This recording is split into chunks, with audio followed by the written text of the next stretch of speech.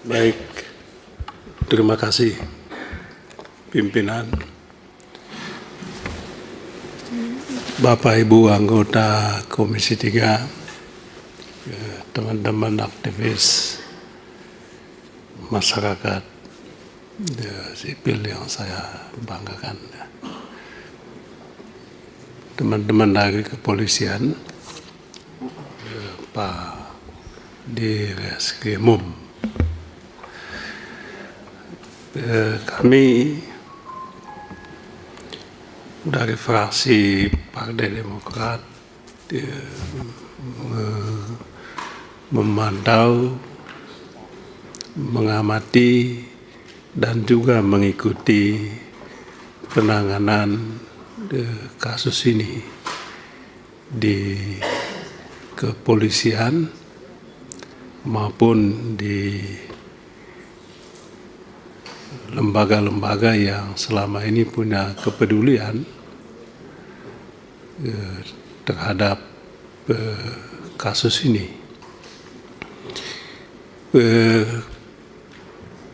Sejauh yang kami ikuti, memang ada harapan yang begitu besar kepada institusi kepolisian supaya kasus ini secepatnya diungkap siapa sebetulnya yang menjadi pelakunya, lalu apa motifnya, kemudian kalau bisa juga siapa dalangnya.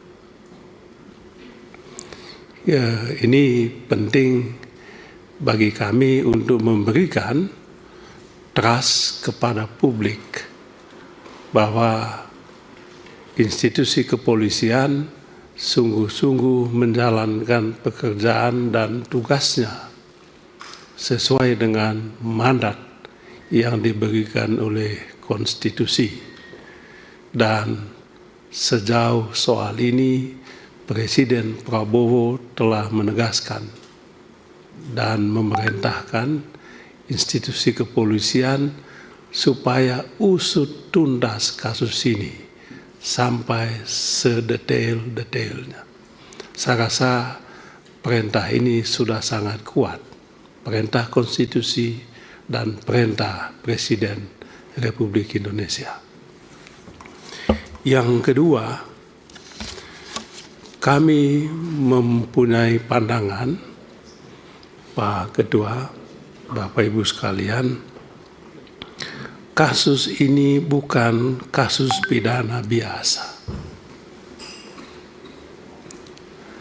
Jadi kasus ini sekali lagi bukan kasus pidana biasa yang solusinya juga biasa-biasa saja. Bagi kami kasus ini adalah operasi politik. Untuk apa? Tadi disinggung oleh pimpinan, untuk menciptakan rasa takut, untuk menciptakan ketakutan di kalangan masyarakat sipil. Bahkan Bapak Presiden Prabowo secara terbuka menyatakan ini adalah tindakan terorisme. Teroris kata dia. Yang diancam itu siapa? Yang diancam adalah demokrasi. Jadi ini adalah terorisme terhadap demokrasi kita. Menciptakan ketakutan, membangun rasa takut di kalangan masyarakat sipil untuk memiliki pandangan yang berbeda dengan penguasa, untuk melakukan kritik terhadap kekuasaan. Oleh sebab itu saya sangat berbahagia, kami dari fraksi Demokrat sangat senang begitu mendengar Bapak Presiden Prabowo mengambil sikap tegas usut ini. Ini luar biasa. Saya yakin ada kekuatan, ada kelompok yang ingin mendelegitimasi kekuasaan Presiden Prabowo. Bahkan menurut saya tujuan utamanya adalah bagaimana supaya pemerintahan Presiden Prabowo ini kehilangan legitimasinya. Jadi membangun citra buruk tentang Presiden Prabowo. Nah, oleh sebab itu, apa yang disampaikan oleh Bapak Presiden menurut saya harus ditindaklanjuti sungguh-sungguh oleh institusi kepolisian. Kecuali kalau Bapak Presiden tidak bicara, saya menduga-duga yang lain-lain. Tetapi Presiden Prabowo telah menyatakan ini secara lugas dan tegas. Masalahnya adalah apakah perintah Presiden ini akan sungguh-sungguh dilaksanakan oleh institusi penegak hukum atau tidak.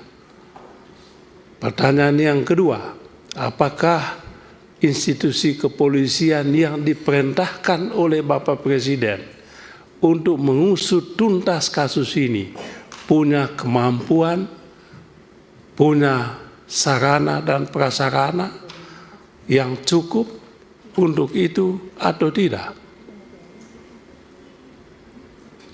Oleh sebab itu, yang terakhir kami berpandangan pimpinan, apa yang diusulkan oleh teman-teman dari masyarakat sipil, yaitu pentingnya Bapak Presiden Prabowo membentuk tim pencari fakta dengan melibatkan sejumlah institusi terkait dan tokoh-tokoh penting. Ini penting untuk menciptakan kredibilitas dan ujian komitmen Bapak Presiden Prabowo untuk menuntaskan kasus ini hingga ke akar-akarnya. Yang kedua, ini juga ujian bagi Bapak Presiden Prabowo supaya tidak ada kekuatan-kekuatan lain yang mencoba menghalang-halangi apa yang diperintahkan oleh Bapak Presiden Prabowo supaya kasus ini diungkap tuntas.